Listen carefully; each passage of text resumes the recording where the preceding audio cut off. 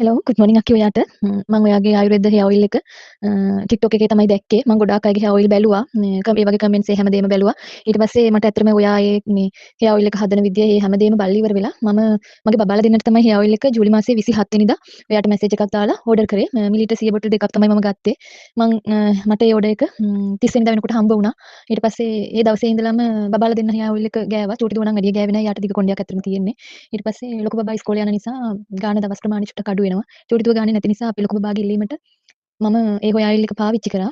ඇත්තටම මට දිග කොණ්ඩයක් තිබ්බ කෙනෙක් නෙමෙයි. මගේ කොණ්ඩේ මම ওই හෙයාර් ඔයිල් එක දාන්න කලින් අඟල් 27ක් 26ක් වගේ ප්‍රමාණයක් තිබුණේ. එතකොට මම ওই හෙයාර් ඔයිල් එක අරගෙන දැනට මාසෙයි දවස් ගාණක් වෙන්නේ. හැබැයි සතියට දවස් 4ක් විතර මම ඒක පාවිච්චි කරා. ඊට පස්සේ ලොකු බබාට වැඩි ප්‍රමාණයක් මම දින ගාන ගෑව ප්‍රමාණය වැඩි. එයාට ඉස්කෝලේ නිසා හැමදාම වගේ ගා ගන්න බැරි වෙනවා. මම දවස් 4ක් විතරම හෙයාර් ඔයිල් එක දාලා හොඳට මසාජ් කරලා උදේ 6:00 විතර දාපුවාම හැන්දෑවේ 4ට විතර වගේ තමයි නාන්නේ. ඒ පැය ප්‍රමාණය වැඩිපුර ඔළුවේ තිබුණා ඉතින්.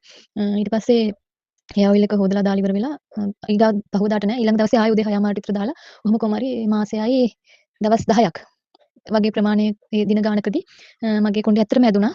දැන් අද මම නිකන් මැනලා බලපුවාම අඟල් 31ක් තියෙනවා. ඇත්තටම මට ආස හිතුණා මට එහෙම දිග කොණ්ඩයක් තිබ්බ කෙනෙක් නෙමෙයි නිසා මම කොණ්ඩේකට ආසාවෙන් හිටියා. ඒනට දැන් මට සතුටුයි. හකිගේ හෙයාර් ඔයිල් එක නිසා මගේ කොණ්ඩේ ඇදිලා තියෙනවා.